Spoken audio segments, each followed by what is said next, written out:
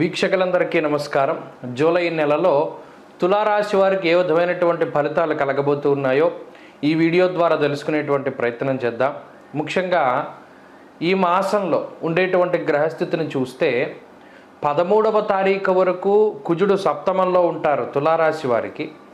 ఆ తదుపరి అష్టమ స్థానానికి కుజాష్టమ దోషము అనేటువంటిది అన్వయం అవుతుంది. 17వ తారీఖు వరకు భాగ్యరవి ఉంటారు. 17వ తారీఖు తర్వాత దశమ రవి, అంటే రవి అనుకూలిస్తారు. ఒక గ్రహం అనుకూలంగా మారుతోంది, ఒక గ్రహం ప్రతికూలంగా మారుతుంది. అయితే రాహు అనుకూలమైనటువంటి గ్రహంగా ఉన్నారు. అష్టమ స్థానంలో కుజుడితో పాటుగా గురువు కూడా ఉన్నారు. ఈ విషయాలు మనం దృష్టిలో పెట్టుకున్నప్పుడు ఈ మాసం మధ్యస్థంగా ఉంటుంది. అంటే ఇదంతా ప్రతికూలతతోటి ఉండదు, అలానే అంత అనుకూలంగా కూడా ఉండదు. చాలా మధ్యస్థమైనటువంటి ఫలితాలను మనం ఆశించవచ్చును జూలై నెలలో ఉన్నటువంటి గ్రహస్థితి రీత్యా. అష్టమ స్థానంలోకి కుజుడు చేరడం, అష్టమంలోనే ఉన్నటువంటి గురుగ్రహంతో కలిసి ఉండడం వల్ల ప్రవాసం కార్యహాని స్యాత్ కసరోగం ప్రపీడనం అన్నది శాస్త్రం. అయితే ఈ కుజగురుల యొక్క యుతి ఏదైతే ఉన్నదో దానివల్ల కొంత రుణబాధలు అనేటువంటివి పెరగడానికి అవకాశాలు ఉంటాయి. ఇది ఒక్కటి ప్రధానంగా గుర్తుపెట్టుకోవాలి. అలాగే కుజాష్టమం అష్టమ గురు యొక్క దోషం వల్ల ఏమవుతుంది అంటే ఆరోగ్యపరమైనటువంటి సమస్యలకి అవకాశం ఉంటుంది. రెండిటి మీద ఈ గ్రహస్థితి ప్రధానంగా ఫలితం చూపిస్తుంది. ఒకటి ఆరోగ్యము, రెండు సంపద, ఆర్థిక పరిస్థితులు. ఆరోగ్యము, ఆర్థిక పరిస్థితులు ఈ రెండింటి మీద ప్రభావాన్ని చూపెడుతుంది. మరి ఇవి ప్రతికూలతను చూపించే గ్రహాలు కదా, వీటి నుండి కాపాడే గ్రహాలు ఉన్నాయా? ఎందుకు లేవు? ఆ రాహు 6వ స్థానంలో ఉన్నారు. 6లో రాహువు ఒకే దెబ్బకి రెండిటి నుండి కాపాడగల సమర్థులు. అటు ఆరోగ్యాన్ని ఇస్తారు, అటు ఆర్థిక పరిస్థితుల్ని మెరుగుపరుస్తారు. అయితే రాహుకి ఇంకొక గ్రహం తోడయ్యి 17వ తారీఖు నుండి రవి కూడా అనుకూలంగా ఉన్నారు. అంటే 17 నుండి దశమ రవి దిగ్బలయుక్తుడైనటువంటి రవి వల్ల అటు ఆనందము, ఉత్సాహము, ఆరోగ్యం ఇవన్నీ కూడా కలుస్తాయి. మరి అప్పటి వరకు కొంత జాగ్రత్తగా ఉండాలి. అనగా ప్రధానంగా చూసుకున్నప్పుడు 13వ తారీఖు దగ్గర నుండి 17వ తారీఖు వరకు ఉన్నటువంటి రోజులు మాత్రం కొంత జాగ్రత్తగా తులారాశి వారు గడపాలి.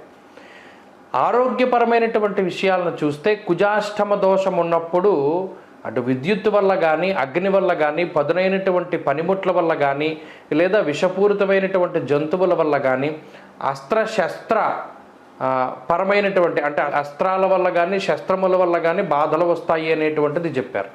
వాటితో పాటుగా భూపరమైనటువంటి విషయాలు, ఆ లావాదేవీలన్నీ కూడా కొంత వెనక్కి వెళ్ళడం, అలాగే ప్రభుత్వపరమైనటువంటి విషయాలు ఏవైతే ఉన్నాయో అవి కూడా కొంత వెనక్కి వెళుతూ ఉండడం, ఇవి ప్రత్యేకించి వీరు దృష్టిలో పెట్టుకోవాలి.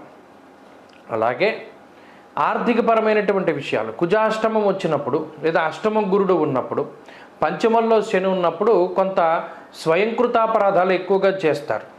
అనాలోచిత నిర్ణయాల వల్ల, లేదు ఇంకొక విషయం ఏంటి అంటే మీకు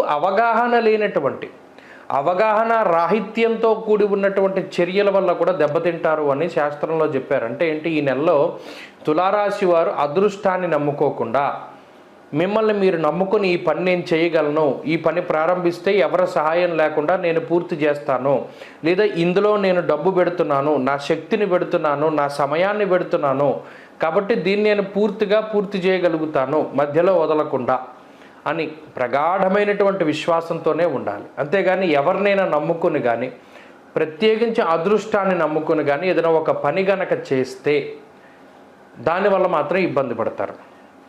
ఇక కుటుంబ పరిస్థితుల్లో కనుక పరిశీలనం చేస్తే కుటుంబ సభ్యుల యొక్క ఆరోగ్య పరిస్థితులు లేదా కుటుంబ ఆర్థిక వ్యవస్థ ఇవన్నీ కూడా కొంత ఇబ్బందికరంగా ఉన్నప్పటికీ వాటిని అధిగమించగలుగుతారు.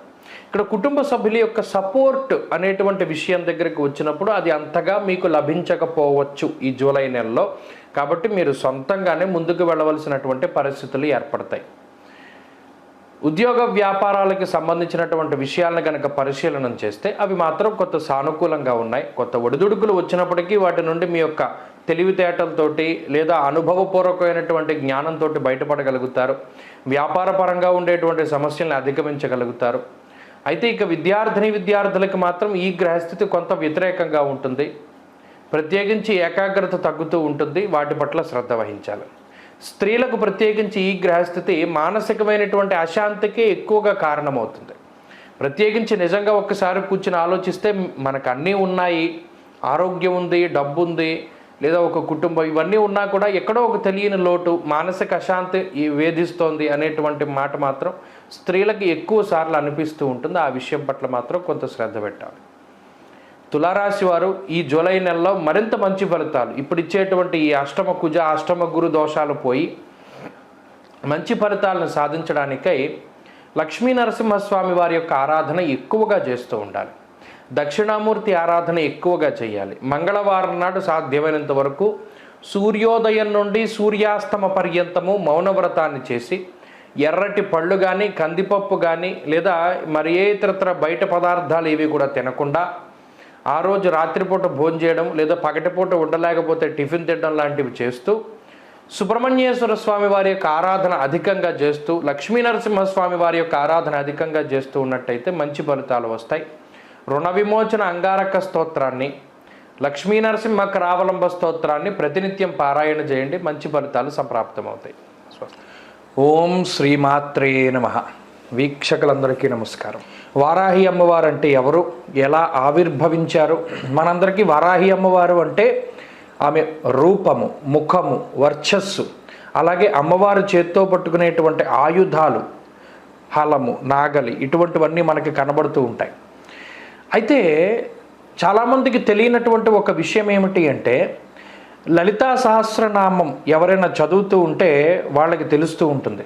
మనం సాధారణంగా శంకర భగవత్పాదులు కానీ, లేదా మరి ఏ ఇతరత్ర భగవత్ స్వరూపులైనా సరే ఒక దేవతని స్తుతించేటప్పుడు ఆపాదమస్తకం స్తుతిస్తారు. అంటే పాదాల దగ్గర నుండి తలకాయ వరకు కూడా వారి యొక్క ఆ స్తుతి, అంటే వారి యొక్క స్థితి ఏ విధంగా ఉన్నది, వారు ఇన్ని హస్తాలు కలిగి ఉన్నారు, లేదా వారు ఈ రకంగా ఉన్నారు, ఆ రకంగా ఉన్నారని కింద నుండి పైకి వర్ణన ఉంటుంది. కానీ లలితా సహస్రనామంలో అలా ఉండదు వర్ణన. అమ్మవారి నామాలు గనక చూస్తే శ్రీమాత, శ్రీ మహారాజ్ఞి, శ్రీమత్ సింహాసనేశ్వరి, చిదగ్నికుండ సంభూత, దేవకార్య సముద్యత, ఉద్యద్భాను సహస్రాభ, చతుర్బాహు సమన్విత, అంటే కిరీటం దగ్గర నుండి కనబడుతున్నాయి మనకి వర్ణన. అంటే అక్కడ మీరు గమనించవలసిన విషయం ఏంటి అంటే, చిదగ్నికుండ సంభూత, చిద్ అగ్ని.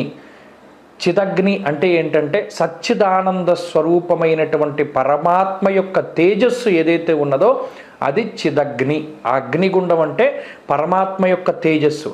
ఆ తేజస్సు నుండి ఉద్భవించినటువంటి లలితాదేవి అగ్నిగుండం నుండి పైకి వచ్చింది. పైకి వచ్చినప్పుడు మొట్టమొదటగా ఈ కిరీటము, కన్నులు, లేకపోతేనేమో కనుబొమ్మలు, ముక్కు, నోరు, ఇలా కిందకి అమ్మవారి యొక్క స్వరూపాన్ని లలితా సహస్రనామం వర్ణన చేస్తూ ఉంటుంది. అలా చేసినప్పుడు ఈ అమ్మవారు ఆవిర్భవించినప్పుడు అమ్మవారితో పాటు మరో ఇద్దరు దేవతా స్వరూపాలు కూడా చిదగ్నికుండంలోంచి బయటకు వచ్చాయి. ఒక అమ్మవారు అంటే లలితాదేవి ఆమె మధ్యలో ఉండగా ఆమె యొక్క కుడి చేతి వైపు మంత్రిని పరిసేవిత. మంత్రిని అంటే రాజ్యశ్యామలాదేవి. ఇప్పుడు మన మాతంగి అంటారు, ఉచ్చిష్ట చాండాలి అంటారు, రాజ్యశ్యామల అంటారు, మాతంగి అంటారు. ఇలా ఏ పేరు పెట్టి పిలుచుకున్నా అమ్మవారు శ్యామలాదేవి ఆమె యొక్క కుడి పక్కన, అలాగే ఇంకొక దేవత వారాహి అమ్మవారు లలితాదేవి యొక్క ఎడమ వైపుగా ఉంటారు. ఇది చిదగ్నికుండంలోంచి ఉద్భవించినటువంటి దేవతా స్వరూపాలు. ఈ ముగ్గురే సృష్టి, స్థితి, లయాలకి సంబంధించినటువంటి జ్ఞానం లేదా క్రియ, ఇచ్ఛాశక్తి, జ్ఞానశక్తి, క్రియాశక్తి. అంటే అమ్మవారి యొక్క సర్వసైన్యాధ్యక్షురాలైనటువంటి శ్యామలాదేవి, లలితాదేవి, అలాగే వారాహిదేవి. అందుకనే మీరు గమనించండి, గుప్త నవరాత్రులు లేదా అమ్మవారికి సంబంధించిన నవరాత్రులు వచ్చినప్పుడు ముఖ్యంగా శ్యామలా నవరాత్రులు వస్తాయి. అలాగే ఆశ్వీజ మాసంలో అమ్మవారి శరన్నవరాత్రులు వస్తాయి. ఆషాఢ మాసంలో గుప్త నవరాత్రులు వస్తాయి. ఈ మూడే వస్తాయి. మిగతా దశమహావిద్యలకి సంబంధించినటువంటి నవరాత్రులు ఎక్కడా కనబడవు. ఎందుకు రావు అంటే ఈ ముగ్గురు దేవతలే చిదగ్నికుండ నుండి బయటకు వచ్చినటువంటి ఇచ్ఛాశక్తి, జ్ఞానశక్తి, క్రియాశక్తి స్వరూపాలు. అందుకనే శ్యామల నవరాత్రులు ఉంటాయి, ఆశ్వీజ నవరాత్రులు ఉంటాయి, అలాగే వారాహి నవరాత్రులు ఉంటాయి.